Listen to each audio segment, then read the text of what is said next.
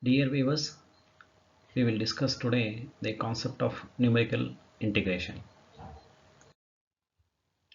Before understanding the numerical integration, let us have a look into what is integration. Integration is the process of finding the area under the given curve between the limits. So to understand this, consider a curve defined by the function f of zeta as shown here, where y is the dependent variable and zeta is the independent variable, and minus 1 and plus 1 are the lower limit and upper limit respectively. In the process of integration, we are finding this highlighted area. So in order to find this highlighted area in a green color, the function used to plot the curve is f of zeta. With the regular integration principles, the integration will be written as integral of a to b f of zeta into d zeta, where a takes minus 1 and b takes plus 1. The next we will understand what is a numerical integration. Numerical integration is an alternate and approximate method of finding the area under the curve, but not as a regular integration. In numerical integration, there are several methods. Among that, numerical integration through Gauss quadrature is the one method. In this, the below equation is considered to determine the area under the curve. So the equation is I is equal to W1 into f of zeta 1 plus W2 into f of zeta 2 plus W3 into f of zeta 3 plus and so on till Wn into f of zeta n. Here W1, 2, 3 are called Gaussian weight. Zeta 1, zeta 2, zeta 3 are called Gaussian values. Let us discuss what is Gauss quadrature one-point method. Depending upon the number of Gaussian points selected to determine the area under the curve, we call it as 1 point, 2 point, 3 point and so on. As usual, when you determined area under the curve through regular integration formula, that is I is equal to minus 1 to plus 1 f of zeta into d zeta, we call it as actual area, where minus 1 and plus 1 represents lower and upper limit, f of zeta represents the functional value. Now we will understand how Gauss had determined the same area using numerical integration principles. He has approximated this actual area to a one rectangle. Let us see how he has constructed a rectangle and how he determined area under the curve. For that, he has selected a point between minus 1 and plus 1. That is lower limit and upper limit. One point he has selected, and from there he has drawn a one vertical line. Where this vertical line will intersect with the curve, through that draw horizontal line, and from the limits draw vertical line. So this highlighted area is the one he has considered and approximated to the area under the curve. We know that area of the rectangle is equal to b into h. B is the breadth and h is the height. Here breadth means minus 1 to plus 1, that is the span length, horizontal distance, that is equal to 1 minus of minus 1 is equal to 2, and height is equal to the function value, that is at zeta 1 is equal to 0, that is the actual height. So when you substitute this height and breadth into the approximated area formula, so that is when you multiply these two values, you will get the approximated area. That is of the form W1 into f of zeta 1. So the actual 1-point formula is I is equal to W1 into f of zeta 1. So comparing this equation with this, A2 is equal to 2 into f of zeta, we can identify W1 is equal to 2 and zeta 1 is equal to 0. Let us discuss Gauss quadrature 2-point method. When you determined the area under the curve with the regular integration principles, as usual, you call that as a I. I is equal to -1 to +1 f of zeta into d zeta. Consider this integral area is equal to A1. Now we will see how Gauss determined area under the curve using two rectangles, because 2-point means he has constructed two rectangles. For that, choose a 1 point from 0 to -1. In between 0 and -1, choose a 1 point, draw vertical line. Where this vertical line will intersect with the curve, there you draw horizontal line. Similarly, in between 0 and 1, you choose another point, draw vertical line. Where this will intersect with the curve, draw horizontal line. This is a one rectangle and another is this is a rectangle 1 and this is a rectangle 2. Sum of these two rectangles is considered as a total area under the curve. We know that how we can find the area of these two rectangles. The first rectangle area is equal to breadth into height. This is the breadth and this be the height. That is equal to 1 into f of zeta 1, and another rectangle area is equal to 1 into f of zeta 2. So Gauss recommended to consider the points at -1 by root 2 and +1 by root 2. So 2-point formula becomes A2 is equal to W1 into f of zeta 1, W2 into f of zeta 2, and W1 is equal to 1 and zeta 1 is equal to -1 by root 3, and W2 is equal to 1 and zeta 2 is equal to 1 by root 3.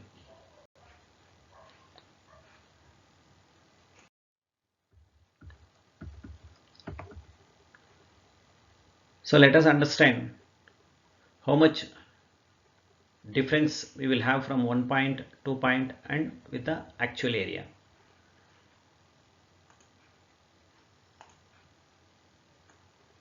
This is the actual integration, whatever we obtain, you call it as a A1. In 1-point formula, so this much area you approximated to the total area, and this area is always less than actual area, because here this much area it lies above the given curve, and this much area it lies below the curve, and this we are accounting it and this we are not accounting it. Hence sometime A2 value is less than A1 value. So I is equal to W1 into f of zeta 1 is the formula what Gauss gave to determine A2 value, where W1 is equal to 2 and zeta 1 is equal to 0. Similarly, in a 2-point formula, he has used two rectangles to approximate the area, and you can observe here this area is he didn't considered, but he has considered this area and this area. So with that area, whatever we determined through 2-point approach, when you call that as A3, A3 is always, it is more than A2. And again, if you compare the value what we obtained in a 2-point formula with the actual integration, A3 is always less than A1, as it A2 and A3 are being approximate areas. The formula whatever he has used to determine under 2-point formula is I is equal to W1 into f of zeta 1, W2 into f of zeta 2. In 2-point formula, W1 is equal to 1, W2 is equal to 1, zeta 1 is equal to minus 1 by root 3 and zeta 2 is equal to plus 1 by root 3. In a similar lines, Gauss approximated by more and more rectangles for determining the area under the given curve and called as a points. For more number of points, the approximated area will becomes actual area. You can observe here more rectangles. So this is the curve. If we summarize all points, for 1 point the Gaussian value is 0 and a Gaussian weight is 2. For a 2 point, the Gaussian value is plus or minus 1 by root 3 and Gaussian weight is equal to 1.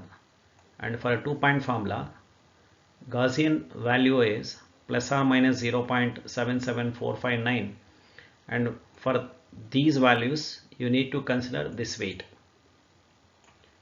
And another point, that is 0, you have to multiply this weight. Similarly, at 4 points, for these values you have to consider this weight, and for this Gaussian value you should multiply this weight. Like that, he had given a different values for a different points. Now we will discuss some problems on numerical integration. The problem 1. Before taking a problem, you should make a note that always the numerical integration, the limits should be minus 1 to plus 1. If not, you have to change to the form of minus 1 to plus 1 by using limits changing formula. How that we will do it, you can see another video in my channel. Consider now a problem, evaluate integral, that is I is equal to minus 1 to plus 1. This is the one what I told you, the limits must be always from minus 1 to plus 1. If not, you have to change it to minus 1 to plus 1. 2 zeta plus 1 into d zeta. Using 1-point formula, this is the standard form of the integral. Comparing this with the given problem, you have to make a note of the function. You have to write down the function. Here the function becomes f of zeta is equal to 2 zeta plus 1. We know that in 1-point formula, the integral equation is, it is a w1 into f of zeta 1, where w1 is equal to 2 and zeta 1 is equal to 0. Once you collected the function, you have to determine the function value at the Gaussian point. Here the Gaussian point is 0. Find out the function value by substituting zeta is equal to 0. When you substituted into the function zeta as 0, and you will get a function value is equal to 1.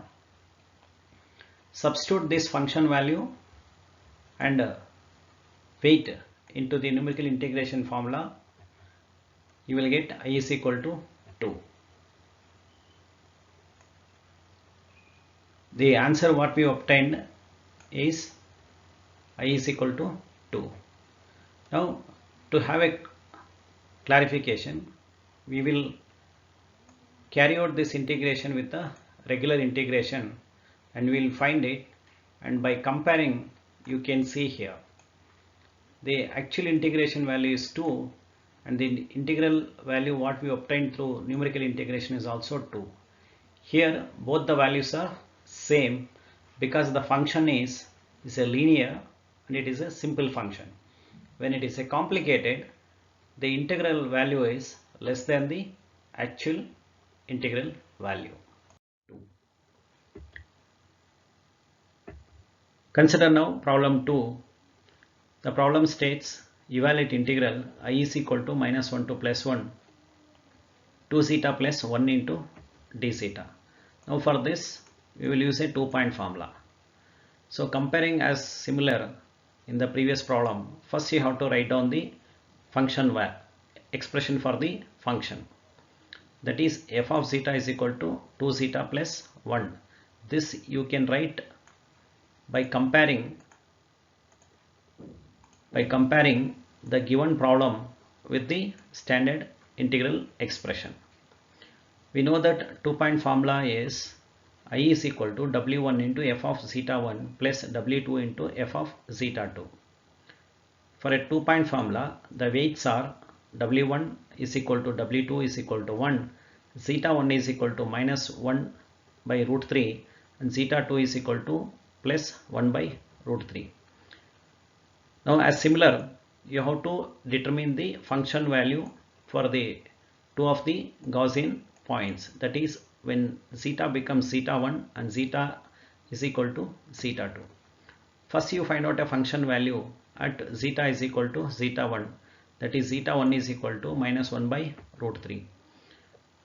So this is the function what you need to consider. When you substituted into this zeta value as a minus 1 by root 3, and when you simplified it you will get a function value as minus 0.1547. Similarly you determine the function value at zeta is equal to zeta 2, that is 1 by root 3, and after substituting the function into the function the Gaussian value, and when you simplified it you will get a 2.1547. We know that for a 2-point formula the numerical integration formula is I is equal to w1 into f of zeta 1 plus w2 into f of zeta 2. So if you substitute these function values and the weights, and when you determine its value you will get 2. So on summary, the numerical integration, it is simply a finding a function value and multiplying the weights and summing up all the terms will gives you the integration value. Thank you.